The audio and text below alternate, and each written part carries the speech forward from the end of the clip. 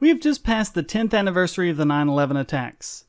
This should be a good time to go back and reflect on that great tragedy, what it means, and where we should go from here.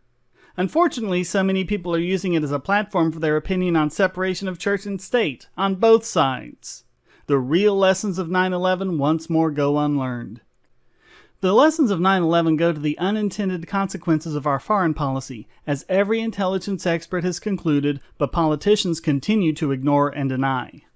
They just don't want to admit that our meddling in foreign affairs, our sending the military to police the world and topple governments and kill thousands of foreigners, just might not be welcomed with open arms by some.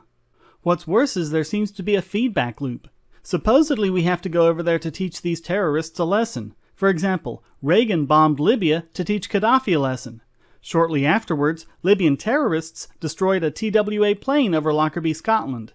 It seems that the lesson just doesn't get learned. Instead, it results in even more violence, which causes us to go over there again to try to teach another lesson, with similar results. Our so-called leaders whine and moan about what a cowardly act the 9/11 attack was. Well, it was certainly an insane act, a despicable act, and a horrendous act, but the truth is, it was anything but cowardly. Certainly not as cowardly as the president ordering the bombings of foreigners while he himself was completely safe, not having to face any danger, not even so much as real accountability for his actions.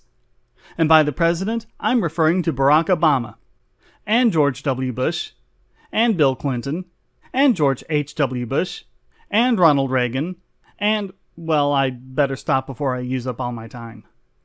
Oh, if only someone had had the foresight to warn us ahead of time that something like this would happen. Oh, wait! Someone did! It was none other than the late, great Harry Brown in an interview on C-SPAN on July 3, 2000, the day after he received the Libertarian Party's nomination for president. The problem today is that we don't have much of a national defense. We can't protect this country against any two-bit dictator who gets his hands on a nuclear missile. What we do have is a giant national offense. We have the ability to annihilate any country in the world. We have troops in almost 100 countries of the world as though we were the occupying Roman army. We have bullied other countries into coming to Washington and agreeing to settlements that the President of the United States thinks is good for them. And of course, we've been bombing countries around the world. It's no wonder that terrorists are trying to attack our country. They don't like our foreign policy. They don't like the idea that we are running their countries, and they want to influence our foreign policy. And the only way they know how to do that is by blowing up the World Trade Center or whatever.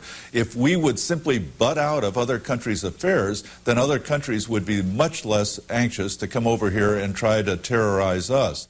Every time something like this happens, we're asked to give up more of our precious liberties. We're told we need to do this because the terrorists hate us for our freedom and want to take it away from us. But what sense does this make? It's like saying people hate you for being so rich, so you need to burn all your money to stop them from destroying it. And then, of course, there are all the lies they tell us to get into war, like so-and-so has weapons of mass destruction to use against us, or is harboring terrorists, or whatever.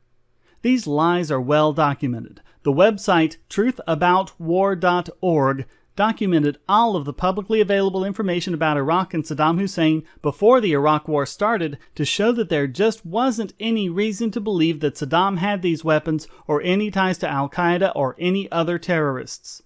On the day the Iraq War started, they froze the site, and with the exception of a couple of articles, which are clearly labeled, no additions have been made since then. The site represents the information that was publicly available the day the Iraq War started.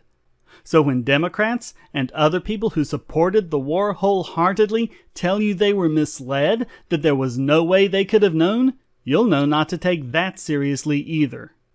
All the wars in my life I have been against. The Vietnam War, Cambodia, Nicaragua, El Salvador, Grenada, the Persian Gulf, Panama, Bosnia, Somalia, I've been against them all. And I'm against the current wars in Iraq, Afghanistan, and Libya. And I'll save you the suspense. The next war the Democrats and Republicans get us into, I'm already against it. Because I know that it will be based on lies, just as all the others were. I'll know not to believe them when they say that whatever country has weapons of mass destruction, because they lied about that in Iraq. I'll know not to believe them when they say that country's leader is a more dangerous tyrant than all the dangerous tyrants in all the other countries we're not invading. That he's not really the next Hitler because they said that about Slobodan Milosevic, Saddam Hussein, and Muammar Gaddafi.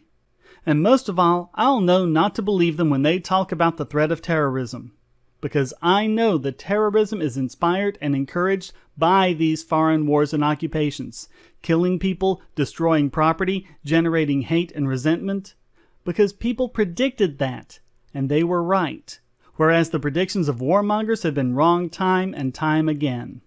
That is the lesson we should learn from 9/11.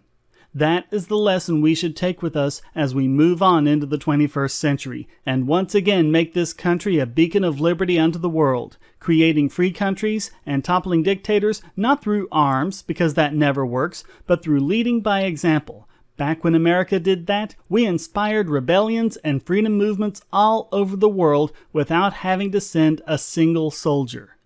That is what America must become again, for our sake and the sake of all the people of the world.